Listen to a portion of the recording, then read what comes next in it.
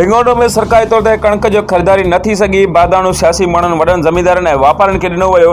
नंढा आबादगार ऐं हारी नज़रअंदाज़ अघु 700 रुपया किरी पियो। तफ़सील मूजिबि हिंगोनो उन जे आसपास वारनि ॻोठनि में कणक जो बम्पर फसल लहण खे 1 महीनो गुज़री चुको आहे, पर अञा ताईं खुराक खाते पारां सरकारी कणक जा ख़रीदार जा मर्कज़ न खुली सघिया, जॾहिं त सरकारी कागज़नि में ख़रीदारी मर्कज़ खुलियल ॼाणायल आहे।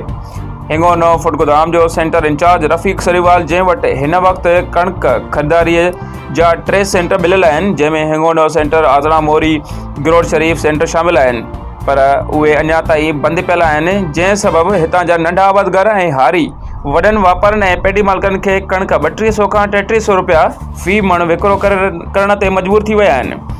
फ़ी मण कणक ते वॾनि वापारनि ऐं पेडी मालिकनि पारां 2 खां 3 किलो कटौती पिणु कई वई आहे।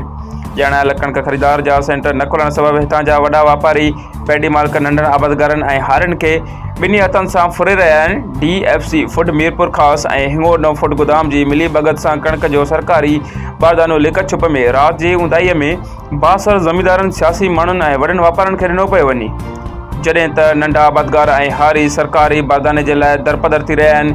इंतिहाई अहम ज़रियनि मूजिबि DFC फूड मीरपुर ख़ासि ऐं हिंगोनो गोदाम इंचार्ज मीरपुर ख़ासि ऐं प्राइवेट जॻह ते रखियल बारदानू वॾनि वापारनि खे पैसनि एवज़ विकिरो कयो पियो वञे।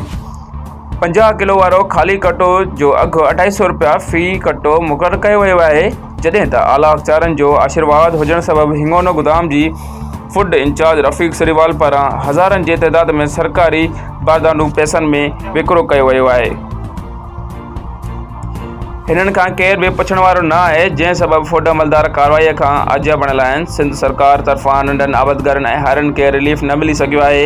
हितां जे नंढनि आबादगारनि ऐं हारियुनि गोमानूमल, शादमान, अब्दुल करीम शर, खैर मोहम्मद मंगरियो, मोहरम मरी, गुल हसन खासकेली, मदद अली, लूणूमल ऐं ॿियनि सिंध सरकार खां कणक जो बारदानो ॾियण जी घुर कई आहे।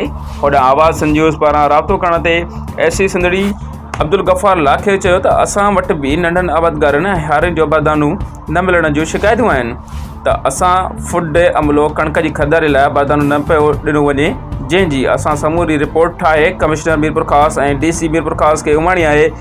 DD फूड मीरपुर ख़ासि, DFC फूड मीरपुर ख़ासि ऐं हिंगोनो फूड गोदाम जा मोबाइल नंबर बंदि पियल आहिनि, जंहिं सबबि उन्हनि सां राब्तो न पियो थी सघे।